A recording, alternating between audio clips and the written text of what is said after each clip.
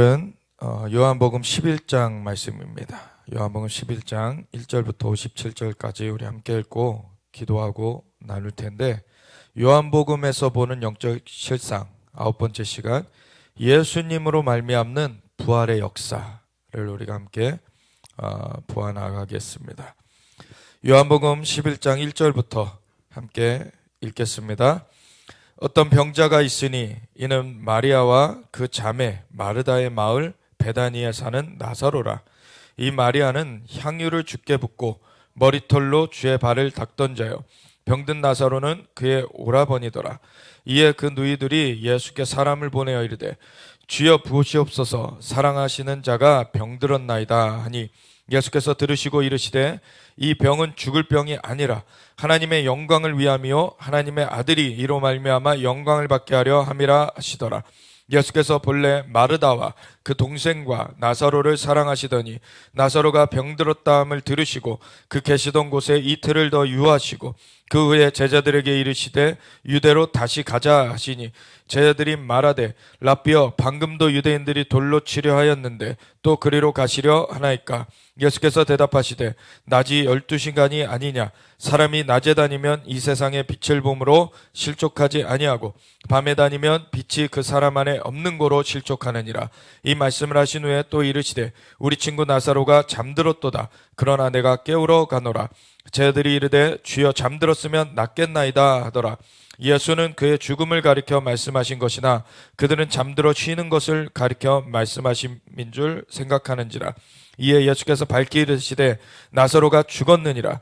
내가 거기 있지 아니한 것을 너희를 위하여 기뻐하노니 이는 너희로 믿게 하려 함이라. 그러나 그에게로 가자 하시니, 디드모라고도 하는 도마가 다른 제자들에게 말하되 우리도 주와 함께 죽으러 가자 하니라. 예수께서 와서 보시니 나사로가 무덤에 있은지 이미 나으리라. 베다니는 예루살렘에서 가깝기가 한 오리쯤 되매 많은 유대인이 마르다와 마리아에게 그 오라비의 일을 위문하러 왔더니, 마르다는 예수께서 오신다는 말을 듣고 곧 나가 맞이하되 마리아는 집에 앉았더라. 마르다가 예수께 여짜오되 주께서 여기 계셨더라면 내 오라버니가 죽지 아니하였겠나이다. 그러나 나는 이제라도 주께서 무엇이든지 하나님께 구하시는 것을 하나님이 주실 줄을 아나이다. 예수께서 이르시되 내 오라비가 다시 살아나리라. 마르다가 이르되 마지막 날 부활 때에는 다시 살아날 줄을 내가 아나이다.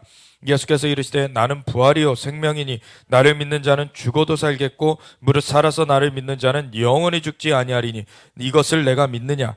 이르되 주여, 그러하외다. 주는 그리스도시요 세상에 오시는 하나님의 아들이신 줄 내가 믿나이다. 이 말을 하고 돌아가서 가만히 그 자매 마리아를 불러 말하되 선생님이 오셔서 너를 부르신다 하니, 마리아가 이 말을 듣고 급히 일어나 예수께 나아가매 예수는 아직 마을로 들어오지 아니하시고 마르다가 맞이했던 곳에 그대로 계시더라. 마리아와 함께 집에 있어 위로하던 유대인들은 그가 급히 일어나 나가는 것을 보고 곡하러 무덤에 가는 줄로 생각하고 따라가더니, 마리아가 예수 계신 곳에 가서 배웠고 그 발 앞에 엎드려 이르되 주께서 여기 계셨더라면 내 오라버니가 죽지 아니하였겠나이다 하더라. 예수께서 그가 우는 것과 또 함께 온 유대인들이 우는 것을 보시고 심령의 비통이 여기시고 불쌍히 여기사 이르시되 그를 어디 두었느냐? 이르되 주여 와서 보옵소서 하니 예수께서 눈물을 흘리시더라. 이에 유대인들이 말하되 보라, 그를 얼마나 사랑하셨는가 하며 그중 어떤 이는 말하되 맹인의 눈을 뜨게 한 사람이 그 사람은 죽지 않게 할 수 없었더냐 하더라. 이에 예수께서 다시 속으로 비통히 여기시며 무덤에 가시니 무덤이 구리라 돌로 막았거늘 예수께서 이르시되 돌을 옮겨 넣으라 하시니, 그 죽은 자의 누이 마르다가 이르되 주여, 죽은 지가 나흘이 되었음에 벌써 냄새가 나나이다. 예수께서 이르시되 내 말이 내가 믿으면 하나님의 영광을 보리라 하지 아니하였느냐 하시니, 돌을 옮겨 놓으니 예수께서 눈을 들어 우러러 보시고 이르시되 아버지여, 내 말을 들으신 것을 감사하나이다. 항상 내 말을 들으시는 줄을 내가 알았나이다. 그러나 이 말씀하옵는 것은 둘러선 무리를 위함이니 곧 아버지께서 나를 보내신 것을 그들로 믿게 하려 함이니이다. 이 말씀을 하시고 큰 소리로 나사로야 나오라 부르시니, 죽은 자가 수족을 배로 동인 채로 나오는데 그 얼굴은 수건에 쌓였더라. 예수께서 이르시되 풀어놓아 다니게 하라 하시니라. 마리아에게 와서 예수께서 하신 일을 본 많은 유대인이 그를 믿었으나 그 중에 어떤 자는 바리새인들에게 가서 예수께서 하신 일을 알리니라. 이에 대제사장들과 바리새인들이 공회를 모으고 이르되 이 사람이 많은 표적을 행하니 우리가 어떻게 하겠느냐. 만일 그를 이대로 두면 모든 사람이 그를 믿을 것이요 그리고 로마인들이 와서 우리 땅과 민족을 빼앗아 가리라 하니 그 중에 한 사람 그 해의 대제사장인 가야바가 그들에게 말하되 너희가 아무것도 알지 못하는도다. 한 사람이 백성을 위하여 죽어서 온 민족이 망하지 않게 되는 것이 너희에게 유익한 줄을 생각하지 아니하는도다 하였으니 이 말은 스스로 함이 아니요 그 해의 대제사장이므로 예수께서 그 민족을 위하시고 또 그 민족만 위할 뿐 아니라 흩어진 하나님의 자녀를 모아 하나가 되게 하기 위하여 죽으실 것을 미리 말함이러라. 이 날부터는 그들이 예수를 죽이려고 모의하니라.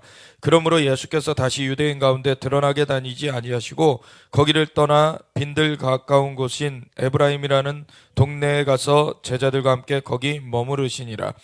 유대인의 유월절이 가까움에 많은 사람이 자기를 성결하게 하기 위하여 유월절 전에 시골에서 예루살렘으로 올라갔더니 그들이 예수를 찾으며 성전에 서서 서로 말하되 너희 생각에는 어떠하냐 그가 명절에 오지 아니하겠느냐 하니 이는 대제사장들과 바리새인들이 누구든지 예수 있는 곳을 알거든 신고하여 잡게 하라 명령하였음이로라. 아멘. 하나님 감사 영광과 찬양 올려드립니다. 성령님께 우리를 탁합니다. 성령님께서 우리에게 주님의 말씀을 풀어주시옵소서. 말씀을 열어주셔서 우리로 하여금 깨닫게 하시고 성령님께서 그 말씀 가운데 우리가 서게 인도하여 주시옵소서. 감사드리며 예수 그리스도 예수와 마시아 이름으로 기도드렸습니다. 아멘. 이 요한복음 11장 나사로의 부활 사건은 너무나 잘 아는 사건이에요. 믿는 자들은 말할 것도 없거니와 일반 사람들, 믿지 않는 자들 가운데도 널리 알려진 아주 유명한 그러한 얘기이죠. 이 나사로의 부활 사건, 너무나 놀라운 사건입니다. 이 부활의 일, 이거는 어떤 다른 그 종교의 지도자도 사실은 하지 못한 그러한 일이에요. 오직 예수님만이 하셨는데 예수님은 단순한 종교 지도자가 아니시기 때문이죠. 예수님이 바로 창조주이시고 예수님이 그 생명이시기 때문에 그 생명의 주인이신 그 예수님으로 말미암는 그 역사가 드러난 사건이 바로 이 부활 사건입니다.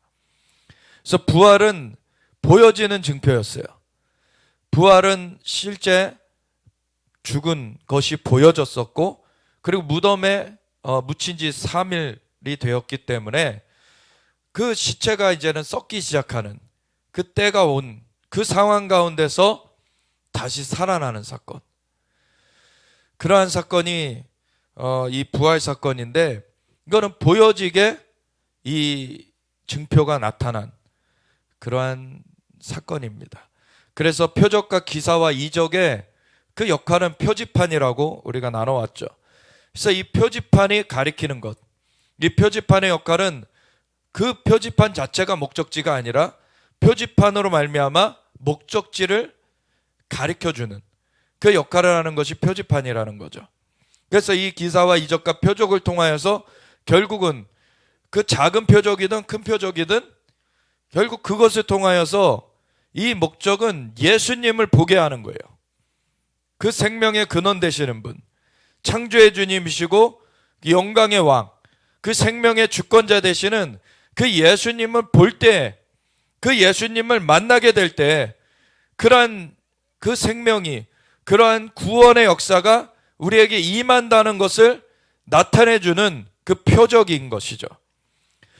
그것 중에서 아주 강력한 표적이 바로 이 부활의 표적이었던 것입니다.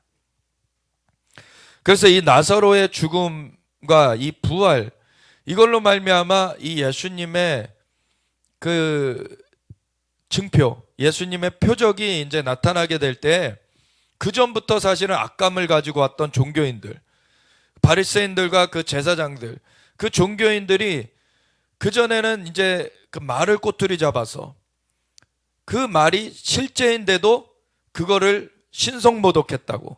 하나님과 나는 하나라. 그게 실제인데 그거를 알지 못하니까 그것을 오히려 신성모독했다라고 그렇게 걸고 넘어졌고, 그리고 안식일에 병자들을 고쳐준 걸로 말미암아 안식일 논쟁이 벌어져 가지고 이 예수님을 하나님의 사람이 아니라고 이렇게 몰아붙였었어요. 그런 가운데 이제 나사로를 부활시키는 것까지 이렇게 이루어지니까 완전히 이제 이 요한복음 11장 끝부분에 보면은 비상회의를 하죠. 이 바리새인들과 이 제사장들이 비상회의를 해요. 그래가지고 이대로 뒀다가는 다 예수님 믿게 되겠다. 그래야 되는 것인데 사실 그것이 좋은 것인데, 근데 눈이 가려져서 그 눈이 가려진 것 중에 큰 이유가 무엇입니까? 하나님의 일을 생각지 않고 사람의 일을 생각했다는 거죠. 무엇에 초점이 맞춰져 있느냐? 그 속의 동기, 속의 그 근원적인 그 바라는 것이 무엇이냐가 드러나지는 거예요. 종교적으로 나아가는 것은 사실은 이 하나님께서는 하나님의 은혜로 하늘로부터 구원자를 이 땅 가운데 보내주셨어요. 근데 종교는 무엇입니까? 이 땅 가운데서 사람이 자신의 힘으로 뭔가를 구성하게 되면, 그 조건을 자신의 힘으로 만들어내면은 자기가 구원 얻을 것이라고 착각하게 만들어요. 인간은 인간의 힘 자체로 구원 얻을 수 있는 상황이 아닙니다. 인간이 스스로 구원 얻을 수 있는 사람은 아무도 없어요. 이미 구렁텅이에 빠져 있습니다. 인간이 하나님의 그 말씀을 거역하고서 마귀, 그 거짓의 아비인 마귀의 말을 따라서 범죄하게 되었을 때 이미 구렁텅이에 빠져버렸어요. 의인은 없나니 하나도 없도다. 의인이 아닌 사람이 아무리 뭔가를 쌓아가도 의인이 되는 게 아닙니다. 죄인이 의인이 되는 것은 구원자가 오셔야 되는 거예요. 상대적으로 아무리 다른 사람보다 낫게 뭔가를 한다고 해도 그것은 상대적인 것인 것입니다. 절대적인 것에는 미칠 수가 없는 거예요. 그래서 절대적이신 그 하나님, 절대 선이시고 그 온전한 빛이시고 온전한 생명이신 그 하나님께 나아갈 수 있는 것은 그 하나님께로부터 오신 분을 만나야 되는 것입니다. 그 주님께서 마련하신 방편, 그 생명의 길만이 구원의 길인 것입니다. 다른 길은 없나니, 천하에 예수님 외에는 구원의 다른 이름을 하나님께서 주신 일이 없습니다. 예수님만이 길이요 진리요 생명이신 것입니다. 그거를 드러내기 위해서 많은 표적들을 행하셨어요. 그리고 이미 예수님께서 공생애를 시작하실 때 침례요한에게 나와오셔서 침례를 받고 물에서 올라오실 때 하늘이 열려졌죠. 그리고 비둘기같이 성령님이 임하셨어요. 이미 예수님은 성령으로 잉태되신 분이시고 성령님과 하나이신 분이신데, 위로부터 성령님이 임하셨다는 것은 이제 이 땅 가운데 공생애를 시작하실 때에 그 주님의 부르심을 이루기 위한 성령님의 기름이 덮여진 거예요. 그래서 그 직임 가운데 들어가기 위해서 기름으로 덮어주시는, 그것은 겉옷이 입혀졌다라고 말하기도 하고, 성령님의 그 충만하심으로 완전히 덮어주시는 그 일이 있어요.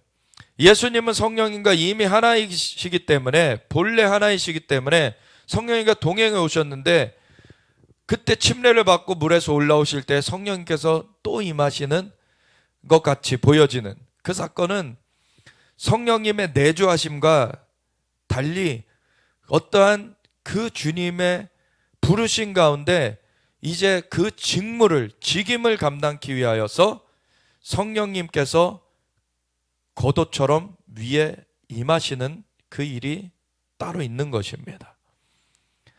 그래서 그것을 주님께서 받으셨고, 그리고 성령의 충만함을 입어 광야로 가서 금식하셨다라고 되어 있어요. 그 누가복음 3장에 그렇게 나와 있죠.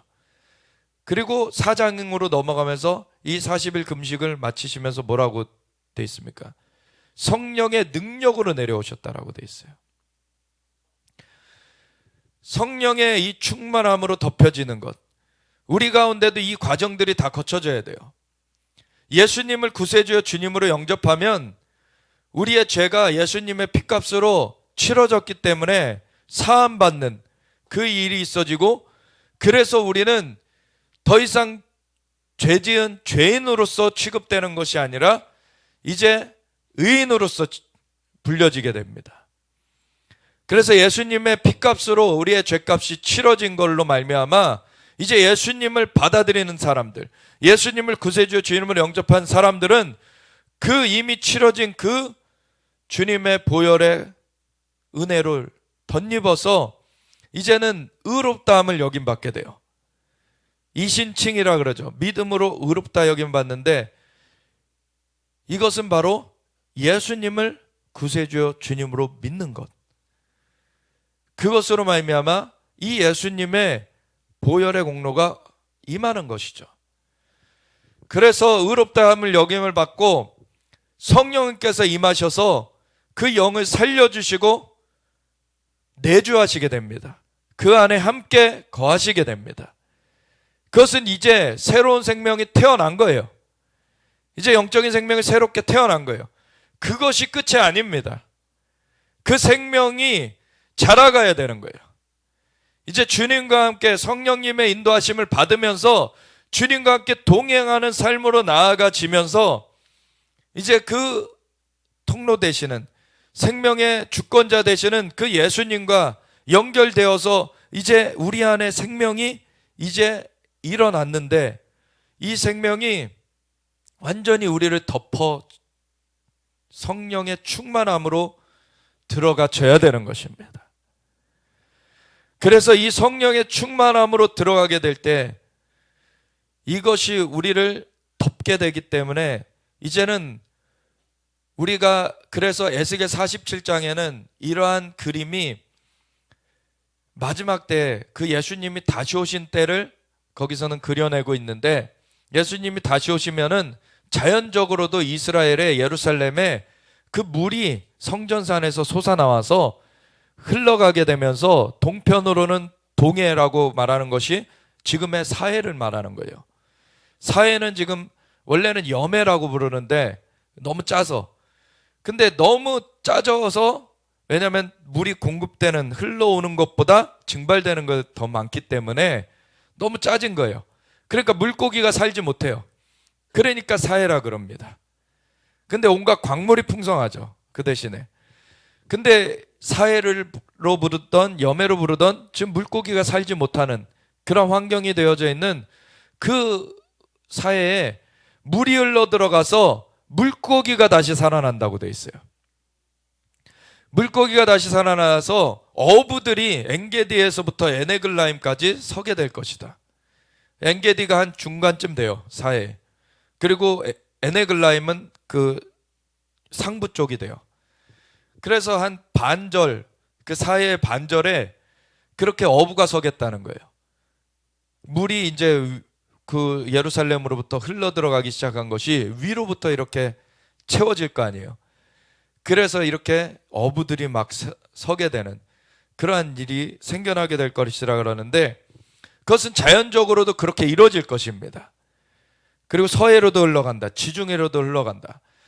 근데 거기서 보면은 이 자연적으로도 실제로 천척을 측량해서 가서 보니까 발목까지 이루고, 물이 또 천척을 더 나아가서 보니까 무릎까지 이루고, 물이 점점 깊어지는 거죠.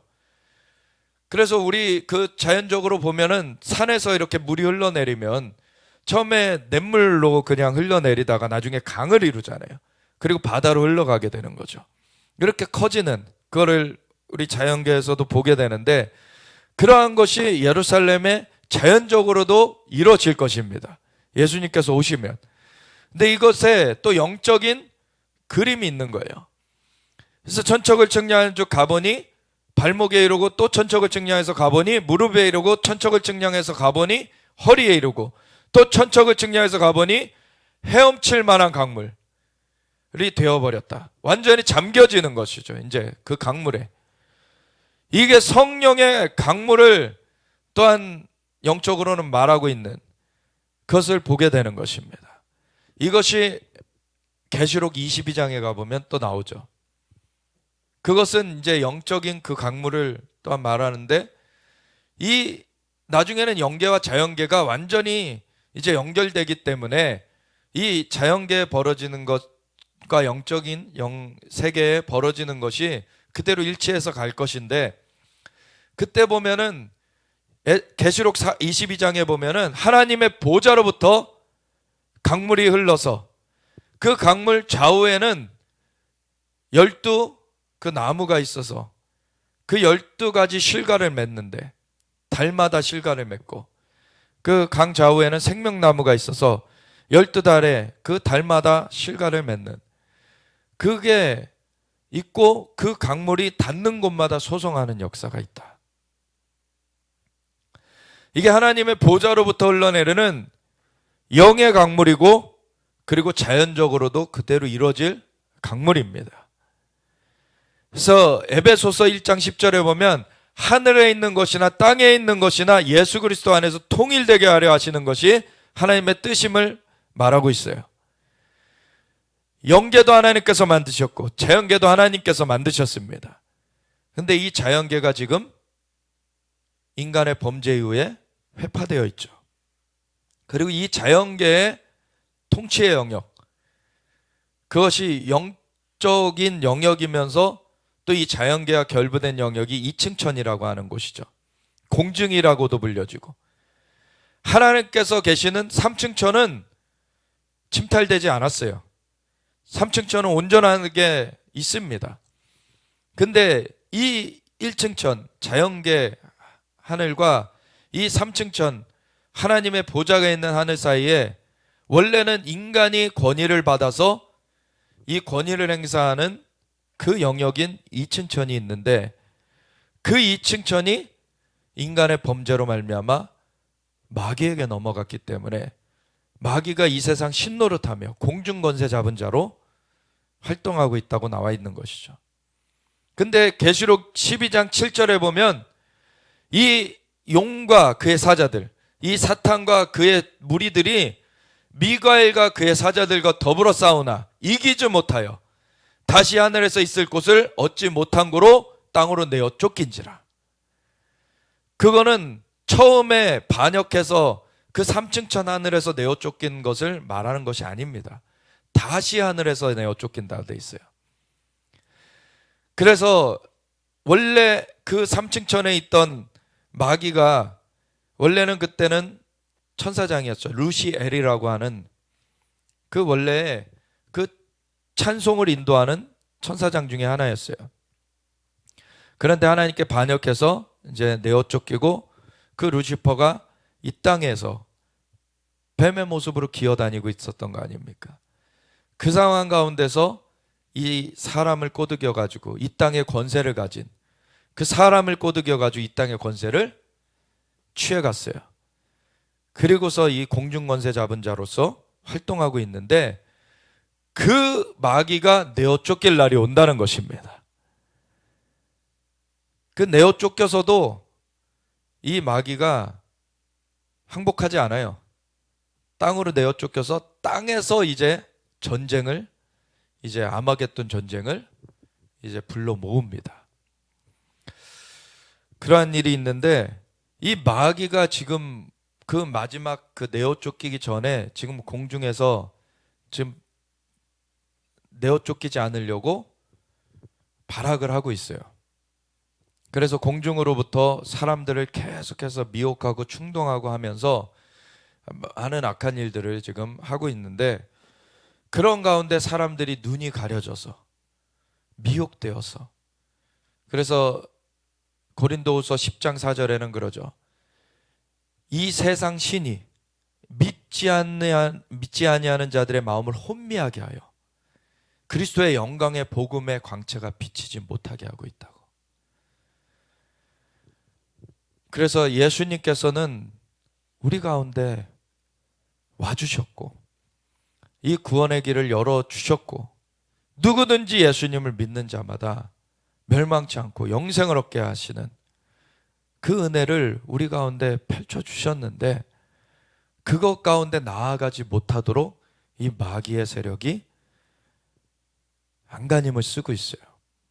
그럴 때 그걸 어떻게 깨트리셔야 한다고 하신 것입니까?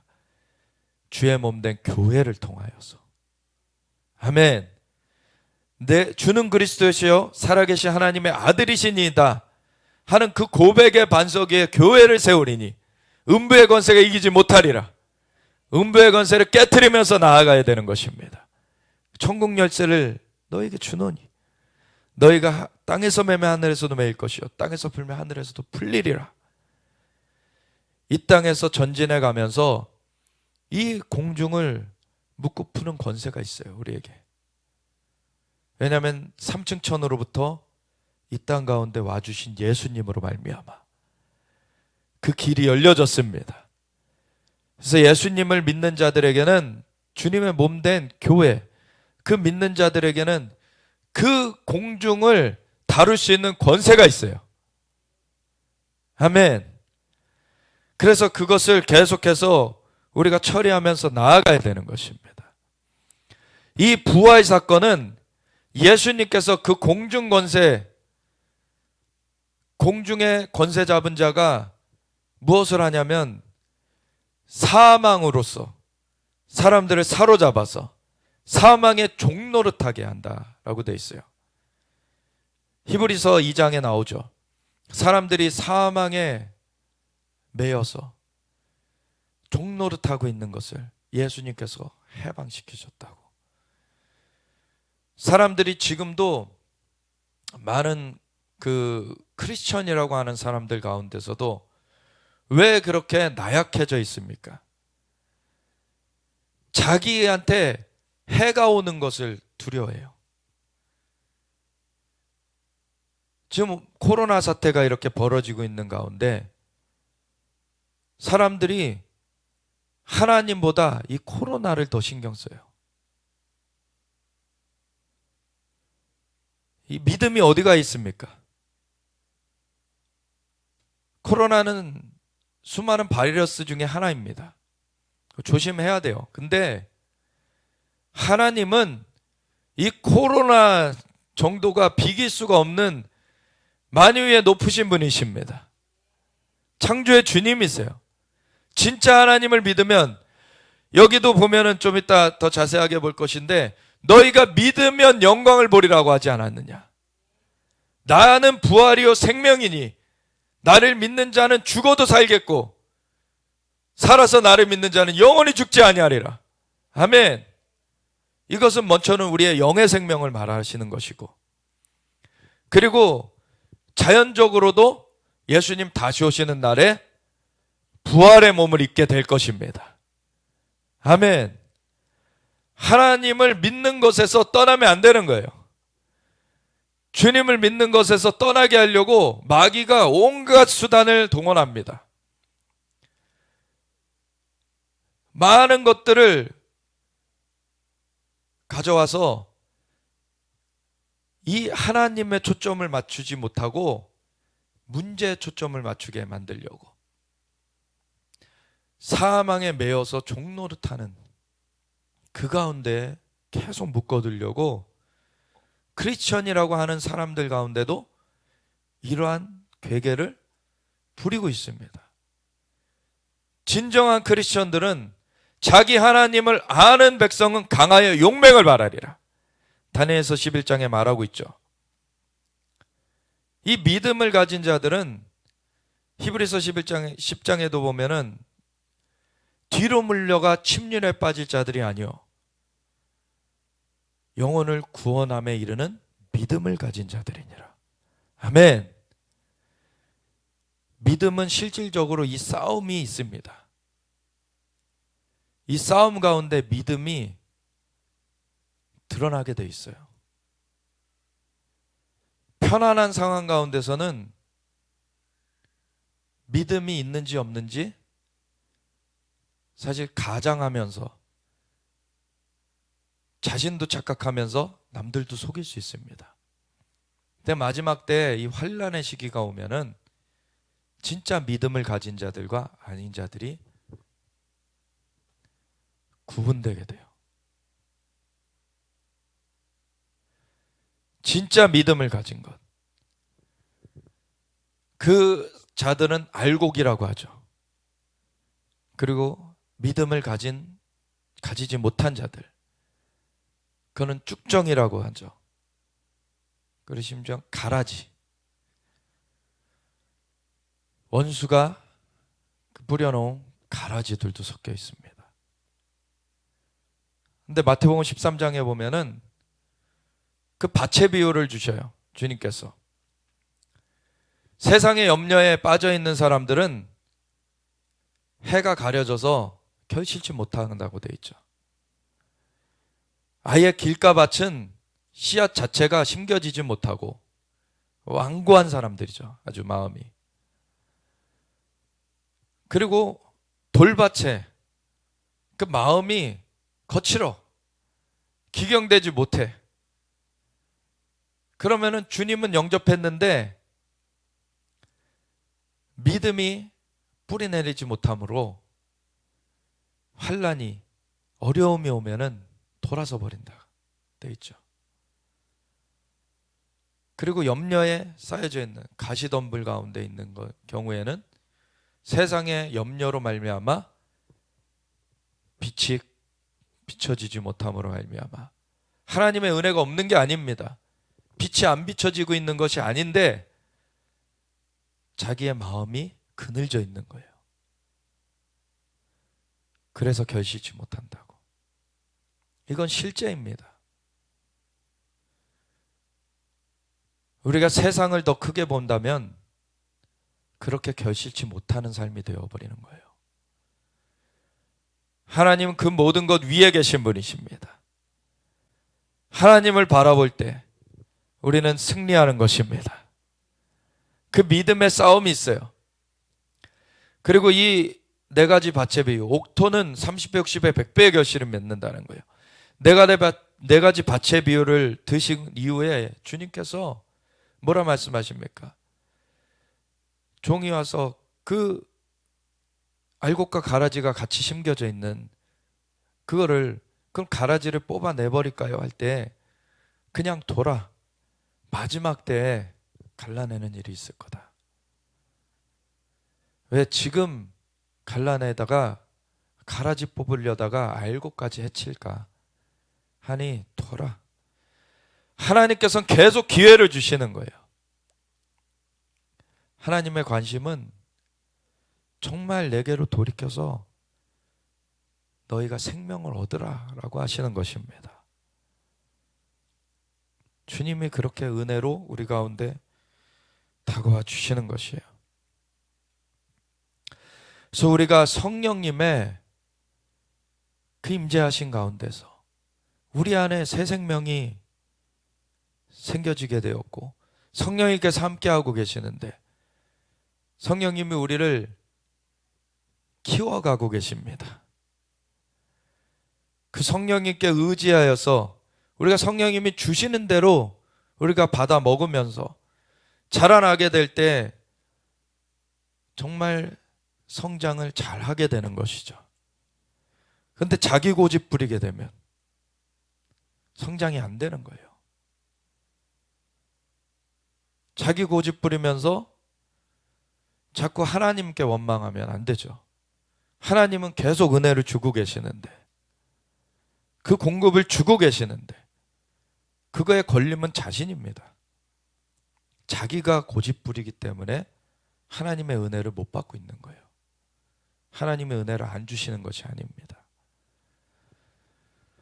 그래서 빨리 주님께 내려놔야 돼요. 빨리 주님께 내어 맡겨 드려야 되는 것입니다. 자기가 잘났다고 하는 이상 주님의 은혜가 임하지 않습니다. 그러면은 주님의 역사가 풀어지지 않죠. 왜 나만 그러면은 더 하나님께서 나를 홀대하시는 건가? 그렇지 않아요. 하나님은 다 사랑하십니다. 정말로 자기의 아들, 자신과 하나이신 예수님을 내어주시도록 우리를 사랑해 주셨어요. 지금도 그 사랑으로 사랑하고 계십니다. 그래서 모든 걸 아들을 내어주시니까 아들과 함께 무엇을 아끼겠느냐. 너희 육신의 아비도 자녀들에게 좋은 것으로 줄지어다 하거든 하며 천부께서 너에게 좋은 것으로 주시지 않겠느냐. 달란트 비유에 보면은 5달란트 맡은 자는 열심히 해서 5달란트 더 얻어와요. 그래서 잘하였도다 착하고 충성된 종아 내 주인의 일에 참여할지어다. 칭찬을 받습니다. 2달란트 받았던 자도 2달란트를 더 얻어와요. 잘하였도다 착하고 충성된 종아 내 주인의 일에 참여할지어다. 근데 1달란트 받은 사람은 1달란트가 적은 게 아닙니다. 전에 한번 나눴었죠. 저는 1년치 봉급으로만 알았었는데 10년치 봉급이라는 거예요. 수억의 재정, 오늘날 말해도 수억의 재정을 주신 거예요. 1달란트만 해도. 근데 그거 갖고 뭐 했느냐는 거예요. 그냥 묻어놨다는 거예요. 재정으로 말하는 것보다 사실은 달란트는 재능, 각각의 진짜 독특한 하나님께서 주신 축복이 있습니다. 근데 그 1달란트 받은 종이 뭘 합니까? 그걸 갖다가 그냥 묻어놔요. 그리고 나중에 주인이 오니까 그냥 묻어놨던 거 다시 파가지고 주인한테 돌려주면서 뭐라 그럽니까? 주인은 굳은 사람이라. 심지 않은 데서 거두려 하는 자다. 주인을 완전 곡해해서 비난해요. 너가 내가 심지 않은 데서 거두는 줄 알았냐? 너가 그렇게 생각했었으면 차라리 은행에다 맡겨서 이자라도 받아놔야지. 그게 뭔 말입니까? 그러니까 잘하는 사람에게라도 자기가 그렇게 스스로 하지 못할 거면은 다른 사람이 하는 것에 참여해가지고 자기가 그렇게 동행했으면은 그 이자라도 받게 됐을 텐데 그것도 아니고 그냥 묻어뒀다가 주인은 굳은 사람이라 하면서 지금 면전에다 침 뱉는 꼴 아닙니까?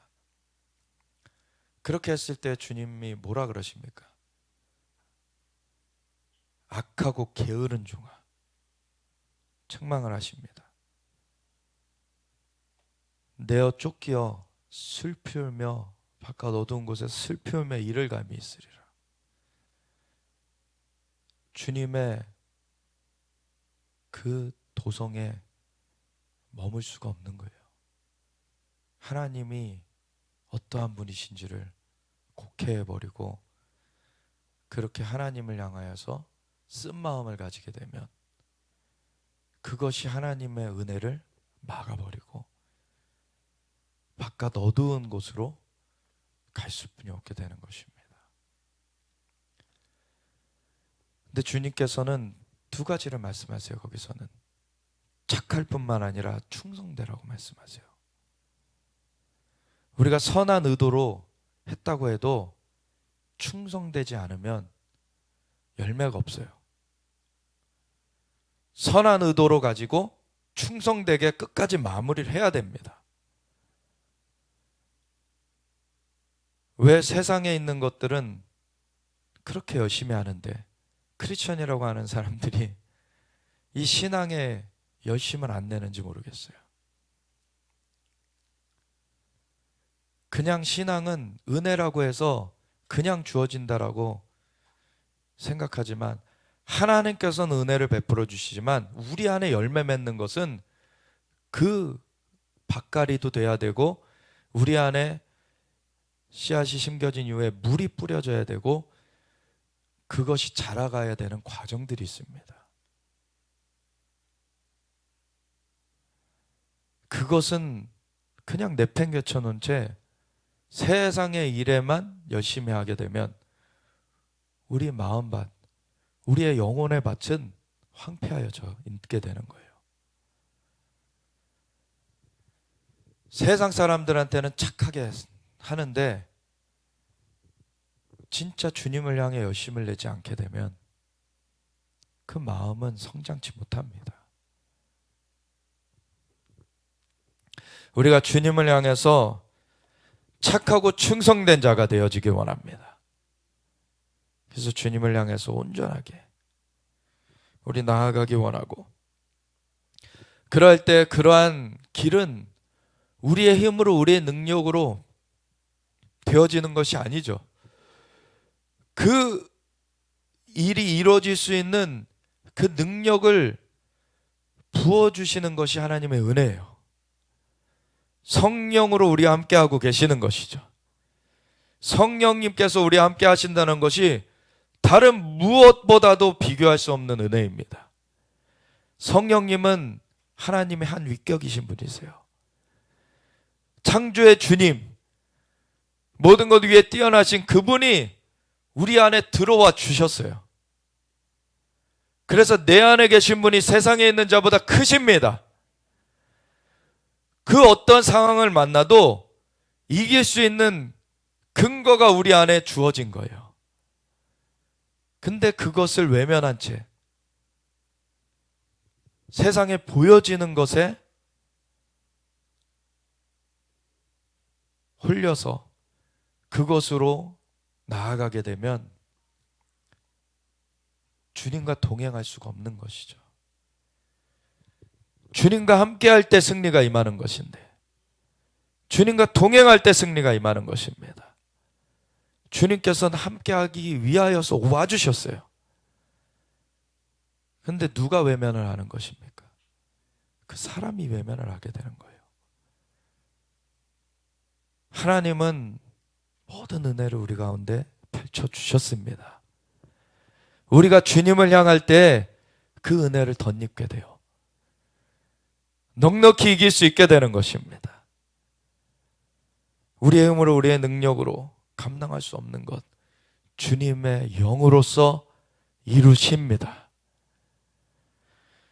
그래서 우리가 주님께 의뢰해야 되는 것이에요. 근데 그 주님의 은혜가 우리에게 와 있다는 것을, 예수님으로 말미암아 온다는 것을 예수님의 공생의 기간 중에 계속해서 표적으로 나타내 주셨어요. 그것 중에 아주 뚜렷한 표적이 이 부활의 표적이죠. 주님께서는 부활까지도 이루실 수 있는 분이시다. 우리에게 공급하시는 것이 단순히 병든 자 치유하는 정도가 아니라 안진뱅이 일으키고 눈먼 자 눈이 뜨여지게 하고 기머거리 귀가 열리게 하고, 이런 정도가 아니라 아예 생명 자체를 주님께서는 살리시는 분이시다. 아멘. 우리 주님은 부활이요 생명이십니다. 주님을 믿는 자는 죽어도 살겠고 살아서 주님을 믿는 자는 영원히 죽지 아니하리라. 아멘. 우리가 주님 외에 다른 것에 의지할 것이 없는 거예요. 우리 주님이 부활이요 생명이십니다. 어떤 병자가 있으니 이는 마리아와 그 자매 마르다의 마을 베다니에 사는 나사로라. 이 마리아는 향유를 주께 붓고 머리털로 주의 발을 닦던 자요, 병든 나사로는 그의 오라버니더라. 이 향유를 주께 붓고 머리털로 주의 발을 닦던 그런 장면이 누가복음 7장에 나와 있어요. 잠깐 그거를 보면은 누가복음 7장에 36절부터 보면은 뭐라고 나와 있냐면, 한 바리새인이 예수께 자기와 함께 잡수시기를 청하니 이에 바리새인의 집에 들어가 앉으셨을 때 그 동네에, 이건 예루살렘에 계실 때의 얘기예요. 그 동네에 죄를 지은 한 여자가 있어 예수께서 바리새인의 집에 앉아 계심을 알고 향유를 담은 옥합을 가지고 와서 예수의 뒤로 그 발 곁에 서서 울며 눈물로 그 발을 적시고 자기 머리털로 닦고 그 발에 입 맞추고 향유를 부으니, 예수를 청한 바리새인이 그것을 보고 마음에 이르되 이 사람이 만일 선지자라면 자기를 만지는 이 여자가 누구며 어떠한 자 곧 죄인인 줄을 알았으리라 하거늘. 이 바리새인들의 종교적인 그 잣대 가운데서는 자기는 상대적으로 선하고 이 여인은 상대적으로 악하기 때문에 자기는 인정받을 만하고 이 여자는 인정받지 못할 여자. 딱 그 기준이 있는 거예요. 근데 이건 상대적인 기준입니다. 상대적으로는 그게 맞아요. 근데 이 상대적인 기준으로 구원 얻는 것이 아닙니다. 절대적인 기준에는 둘 다 못 미쳐져 있어요. 둘 다 벗어나 있습니다. 절대적인 기준을 이룰 수 있는 것은 예수님께로 돌이켜 주님의 은혜를 입는 것뿐이 없습니다. 근데 예수께서 대답하여 이르시되 시몬아 내가 내게 이를 말이 있다하니 그가 이르되 선생님 말씀하소서. 이르시되 빚 주는 사람에게 빚진 자가 둘이 있어. 하나는 500데나리온을 졌고 하나는 50데나리온을 졌는데 갚을 것이 없으므로 둘 다 탕감하여 주었으니 둘 중에 누가 그를 더 사랑하겠느냐. 시몬이 대답하여 이르되 내 생각에는 많이 탕감함을 받은 자니이다. 이르시되 내 판단이 옳다 하시고 그 여자를 돌아보시며 시몬에게 이르시되 이 여자를 보느냐? 내가 내 집에 들어올 때 너는 내게 발 씻을 물도 주지 아니하였으되. 이 은혜를 입은 것에 대한 감사함의 표현이 나옵니다. 이 바리새인은 이 예수님을 훌륭한 선생으로는 생각했어요. 그렇기 때문에 훌륭한 선생님 한번 모셔서 말씀을 듣자 해가지고 초청을 하는 것입니다. 그 정도 선에서 이 예수님을 대우하고 있었던 거예요. 근데 이 죄지었던 여인, 이 여인은 자기 죄가 이 예수님으로 말미암아 사함받았다는 그 은혜가 새겨진 여인인 거예요. 이 은혜가 얼마나 감사합니까? 자신의 전 재산과 같은 이 옥합을 가지고 와서 깨트려 주님께 부어드리는 거예요. 은혜 받은 사람은 찬양할 때 다릅니다. 사실 이 백성은 내가 나를 위하여 지었나니 영광의 찬송을 부르게 하려 함이라. 그 은혜 받은 열매가 찬양할 때 드러나요. 사실은 하나님을 향한 정말 그 모든 걸 쏟아내는, 물론 인간적인 열심으로 찬양하게 될 수도 있어요. 근데 진짜 감사함에서 올라나오는 그 찬양이 드려지는 것을 보면 알아요. 이 사람이 정말 얼마나 은혜 가운데 젖어 있는지. 하나님을 향하여서 진짜 은혜의 찬미가 나오게 돼 있습니다. 그것은 그냥 내가 뭘 해달라는 그런 차원이 아니에요. 그냥 하나님께서 날 얼마나 은혜로 사랑으로 품어주셨는지를 알기 때문에 그냥 사랑으로 그냥 쏟아 부어드리는 그 찬양이 나오게 돼요. 다윗의 찬양과 같은 것이죠.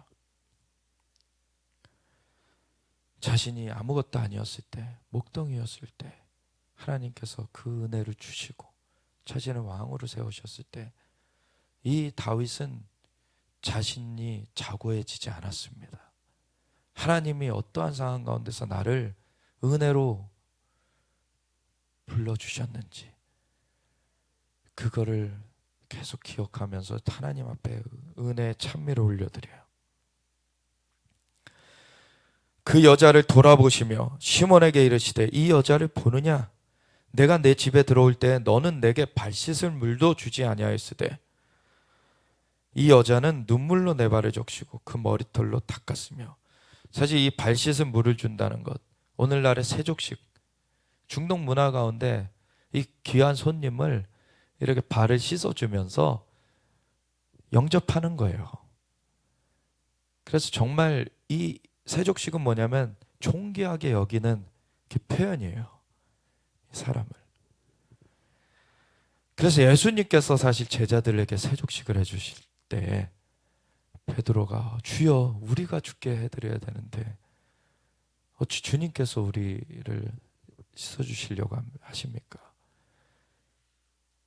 너희가 깨끗하여졌으나 이 발을 내가 씻어줘야 된다. 너희가 발에는 세상을 다니면서 또 먼지가 흙이 묻어나기 때문에 또 씻어주시는 거죠. 주님의 은혜가 한량없이 부어지는 것입니다. 우리를 그렇게 존귀하게 만져주시는 거예요. 주님의 은혜가 우리의 죄를 씻어내는 것입니다.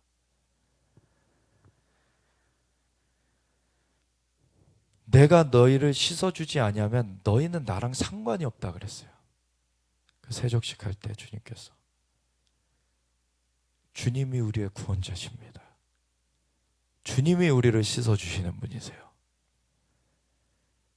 그것이 아니고 스스로 씻을 수 있다라고 생각하면 주님과 연결되지 않습니다.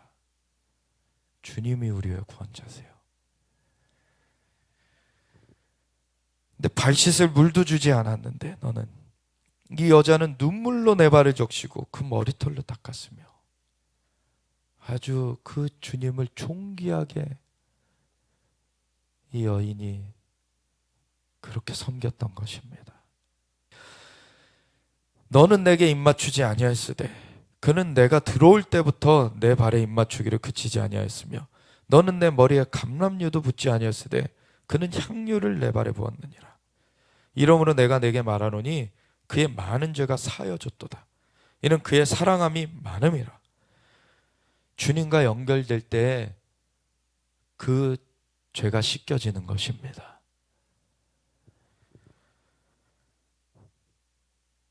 사함을 받는 일이 적은 자는 적게 사랑하느니라. 이에 여자에게 이르되 내 죄사함을 받았느니라 하시니, 함께 앉아있는 자들이 속으로 말하되 이가 누구이기에 죄도 사하는가 하더라. 예수께서 여자에게 이르되 내 믿음이 너를 구원하였으니 평안히 가라 하시니라. 아멘. 주님을 믿으면, 주님을 붙들면 주님의 은혜가 우리의 죄를 씻어냅니다. 아멘. 그래서 다시 요한복음 11장으로 넘어오면 이 마리아는 향유를 주께 붓고 머리털로 주의 발을 닦던 자요, 병든 나사로는 그의 오라버니더라. 이에 그 누이들이 예수께 사람을 보내어 이르되 주여 보시옵소서, 사랑하시는 자가 병들었나이다. 예수께서 들으시고 이르시되 이 병은 죽을 병이 아니라 하나님의 영광을 위함이요 하나님의 아들이 이로 말미암아 영광을 받게 하려 함이라 하시더라. 아멘. 이 증표가 드러나져야 된다는 거죠. 예수님이 부활의 주님이심을. 예수께서 본래 마르다와 그 동생과 나사로를 사랑하시더니 나사로가 병들었다 함을 들으시고 그 계시던 곳에 이틀을 더 유하시고, 일부러 더 유하시는 거죠. 왜냐하면 이것이 그냥 병든 것 치료하는 표적이 아니라 죽은 자를 살리시는 표적을 행하셔야 됐기 때문에. 그 후에 제자들에게 이르시되 유대로 다시 가자 하시니, 제자들이 말하되 랍비여 방금도 유대인들이 돌로 치려 하였는데 또 그리로 가시려 하나이까. 예수께서 대답하시되 낮이 12시간이 아니냐. 사람이 낮에 다니면 이 세상의 빛을 보므로 실족하지 아니하고. 이 낮에 대한 말씀을 이 앞 구절에도 하셨었어요. 자신이 세상의 빛이라고 말씀하셨습니다. 예수님과 함께 다닐 때 빛 가운데 다니는 것입니다. 그래서 예수님과 함께 가면은 이 죽여놓는 자들이 나와도 그것 가운데 하나님께서는 보호해 주시고 붙들어 주시기 때문에 해를 당하지 않는 것입니다.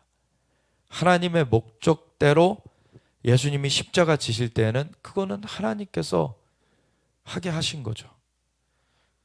근데 그러한 목적이 있는 죽음 아니고서 해를 받지 않게 하세요. 아멘.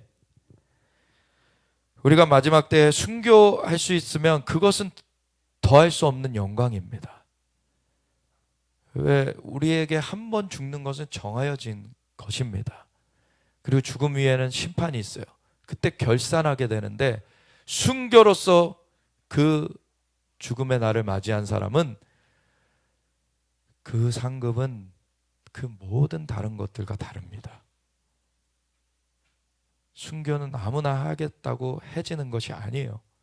순교를 할 수 있는 것은 진짜 성령님께 사로잡힌 자들이 할 수 있는 것입니다. 그래서 우리가 그걸 갈망할 수 있어야 됩니다. 그렇게 우리가 사망이 생명의 상킴바 되어지도록 완전히 우리는 그러한 성숙함이 우리 가운데 있어지기를. 아멘. 밤에 다니면 빛이 그 사람 안에 없는 거로 실족하느니라. 이 말씀을 하신 후에 또 이르시되 우리 친구 나사로가 잠들었도다. 그러나 내가 깨우러 가노라. 제 아들이 이르되 주여 잠들었으면 낫겠나이다 하더라. 아직 부활의 표적은 못 봤어요. 그러니까 아직 이걸 이해하지 못하죠, 제자들은. 그 선에서 이해하고 얘기하는 거예요. 예수는 그의 죽음을 가리켜 말씀하신 것이나 그들은 잠들어 쉬는 것을 가리켜 말씀하심인 줄 생각하는지라. 이에 예수께서 밝히 이르시되 나사로가 죽었느니라.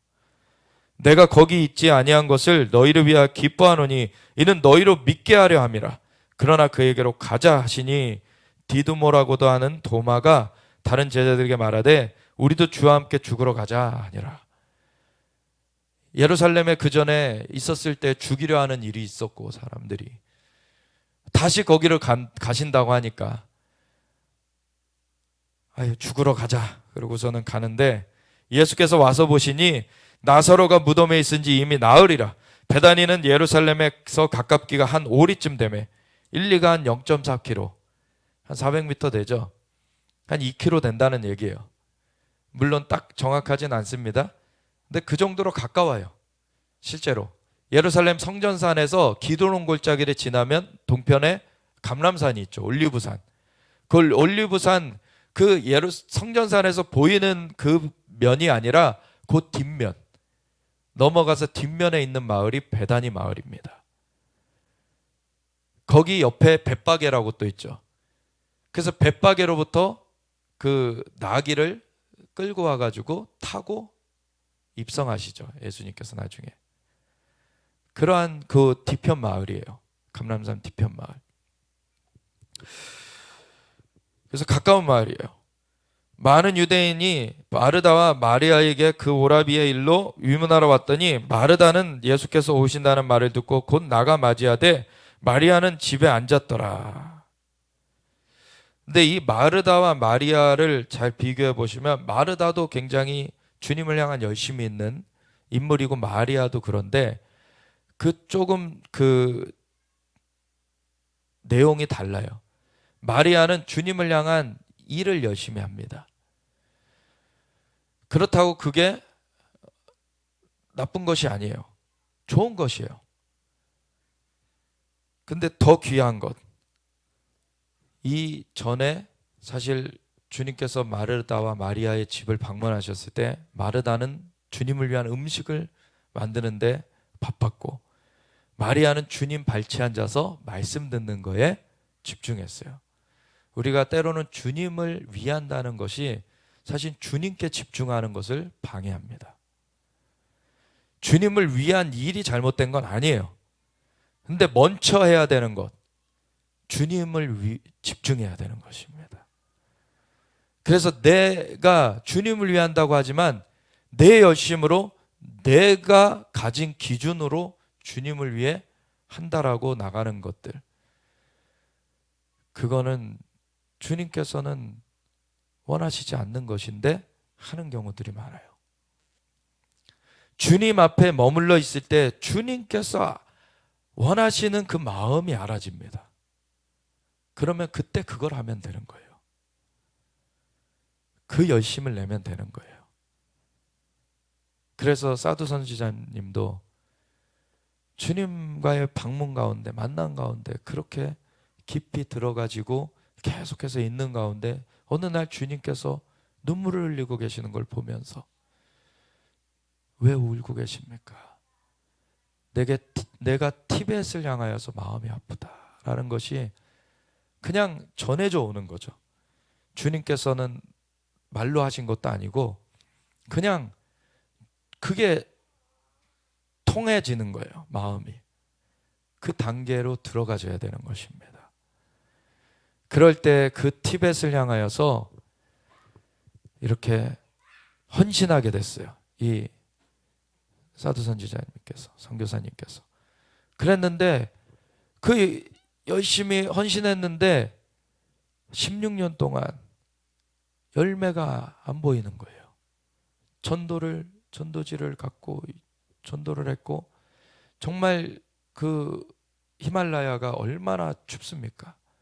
그래서 동상 걸려서 죽기까지도 하셨고 다시 주님이 살려주신 거예요. 주님과의 관계는 계속되는데 거기서의 이 열매는 안 나오니까 너무나 낙심되고, 그래서 더 어느 날 낙심하고 있는데 주님께서 방문하셔서 너도 가려느냐? 많은 사람들이 이것을 감당할 수 있는 것은 자신 열심으로는 진작에 나가 떨어졌죠. 근데 주님의 마음을 알았기 때문에 그렇게 갈 수 있었던 것인데, 그러면서도 육신을 갖고 있는 인간이 머뭇거리게 되는 것들이 있습니다. 그런 것 가운데서 끝까지 우리가 착할 뿐만 아니라 충성된 종으로 끝까지 갈 수 있는 것, 그래 주님께 다시 의탁하고 주님으로 다시 힘을 얻고 주님과 함께 나아가지는 것, 그러면 그것이 돌파되는 날이 와요. 그것이 열매가 맺혀지는 날이 옵니다. 그래서 17년이 되면서 열매가 왜 걷어지기 시작하는데, 정말 거기에 고승들, 그 산 위에서 수천 미터 되는 그 고승에서 그 높은 산에서 그렇게 돌을 닦는 그 승들은 장난이 아니에요. 사실 어둠의 영과의 그 깊이가 굉장히 깊은 자들인데, 그런 자들한테 이 어둠의 결박이 끊어지고 돌이켜오는 그 열매들이 나타나기 시작하는 것입니다.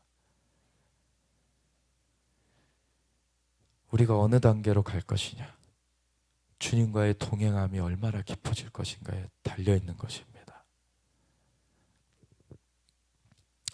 우리 마리아는 사실 일하는 것에 많이 이제 좀 열심히 하는데 이것 자체도 귀한 거예요. 근데 마리아는 어떻게 얘기하냐면, 나중에 우선은 마르다도 똑같은 질문을 합니다. 예수님께 주께서 계셨더라면 안 죽었을 것입니다, 우리 오라버니가. 근데 23절에 보면 예수께서 이르시되 내 오라비가 다시 살아나리라 했더니 마르다가 이르되 마지막 날 부활 때에는 다시 살아날 줄을 내가 아나이다. 그랬더니 예수님께서 이르시되 나는 부활이요 생명이니 나를 믿는 자는 죽어도 살겠고 무릇 살아서 나를 믿는 자는 영원히 죽지 아니하리니 이것을 내가 믿느냐. 마르다가 주에 오실 때에는 그 부활이 이루어질 것을, 마지막 날 부활 때에는 다시 살아날 줄을 내가 아나이다 라고 말씀드렸더니, 나는 부활이요 생명이니 나를 믿는 자는 죽어도 살겠고 살아서 나를 믿는 자는 영원히 죽지 아니하리라 한 것을 믿느냐, 이렇게 말씀하세요. 우리의 초점이 어느 시점에 어느 사건이 벌어질 것, 어떠한 그 일에 있어지는 것이 아니라 주님께 있어야 되는 것입니다. 이 차이가 큽니다. 주님 자신이 있으면 역사가 일어나는 거예요. 주님이 없으면 안 되는 것입니다.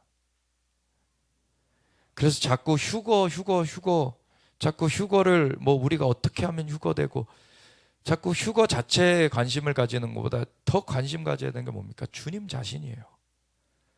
주님 자신이 어디로 가든지, 그 어린 양이 어디로 가시든지 따라가는 자로 우리가 주님께 초점을 맞추고 있으면 주님이 오실 때 당연히 끌어올려지는 거예요.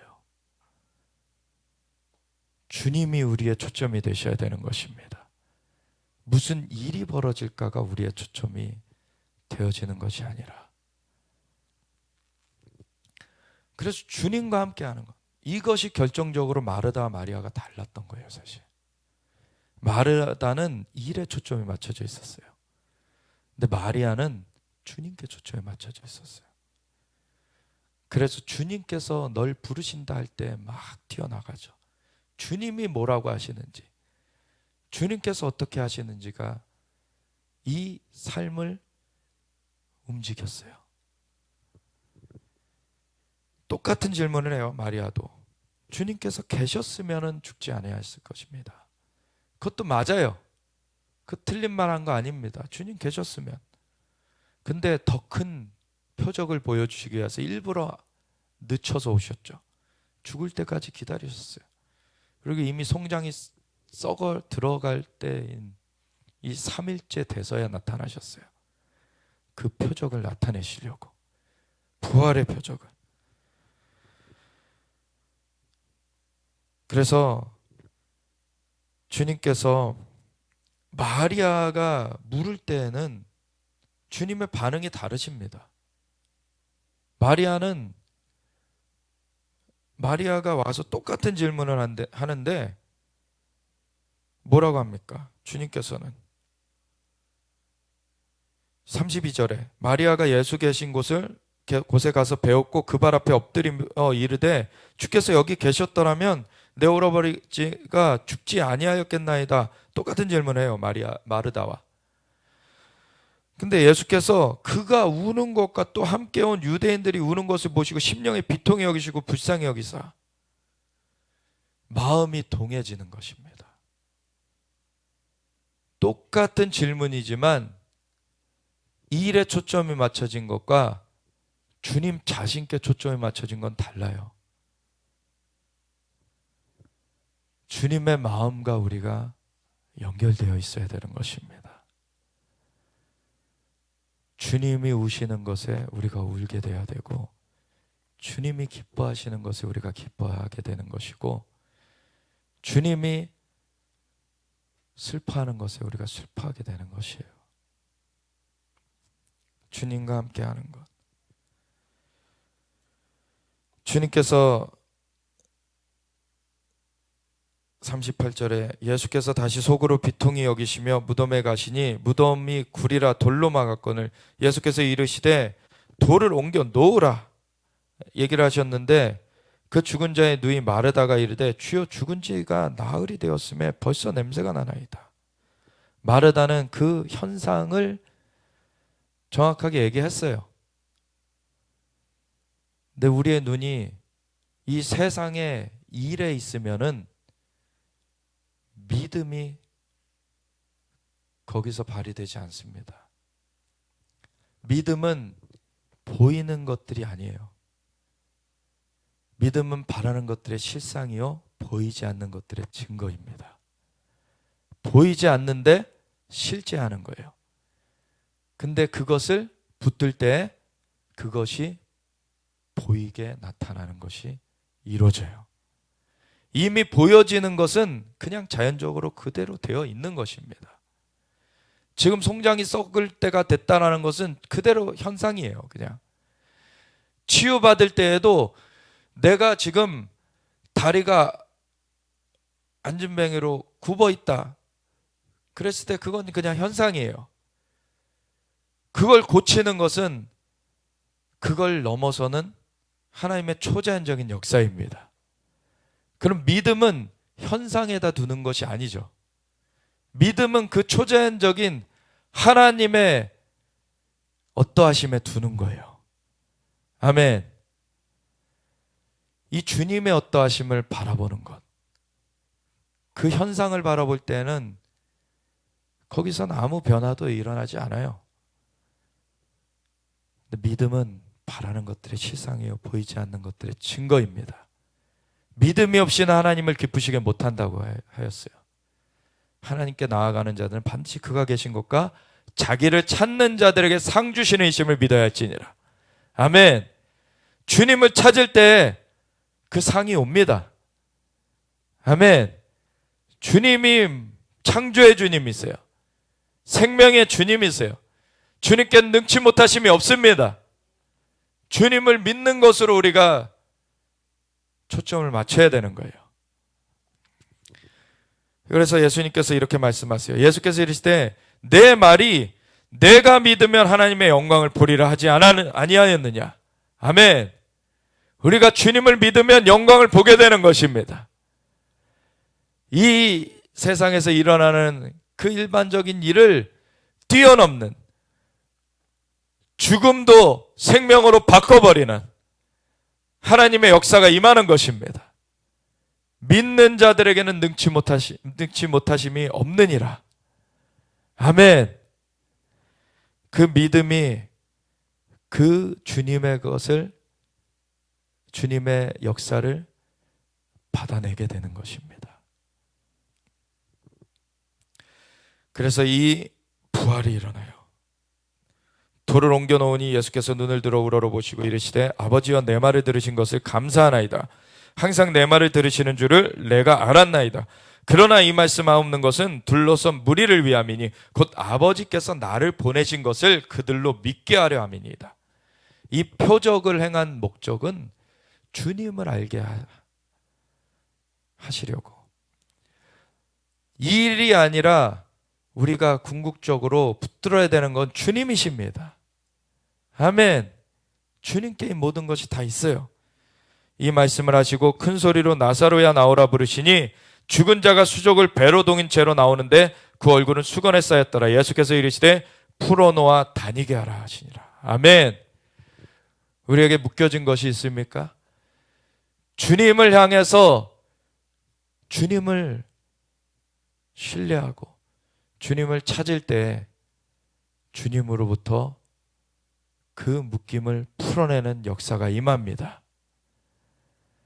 죽음까지도 생명으로 뒤집어 놓으시는 하나님의 역사가 임합니다. 우리 주님은 부활이요 생명이십니다. 우리가 그 주님을 더 알기를 힘써야 되는 것입니다. 우리의 주님을 더 그 마음과 연하여지도록, 같이 맞춰지도록 우리가 그 삶으로서 나아가져야 되는 것입니다. 우리가 오늘 주여 외치며 같이 기도할 때 우리의 생각이 주님의 생각으로 바뀌어지게 하시고 우리의 마음이 주님의 마음으로 바뀌어지게 하시옵소서. 우리가 주님을 더 알기 원하고 주님과 합하여지기 원합니다. 우리가 주님이 부활이요 생명이고 주님께서 모든 것 되심을 고백합니다. 주님을 더 알기 원하고 주님의 지혜와 계시형으로 우리를 붙잡아 주셔서 하나님을 알게 하시옵소서. 우리의 마음의 눈을 밝혀주셔서 그 부르심의 소망이 무엇인지, 그 성도 안에서 기업의 영광의 풍성하심이 무엇인지, 그 능력의 지키심을 따라 베푸시는 그 능력이, 그 힘의 위력으로 역사하심을 따라 베푸신 능력의 지으심이 어떠하신지 우리로 알게 하여 주시옵소서. 우리가 주여 외치며 같이 기도하며 나아가겠습니다. 주여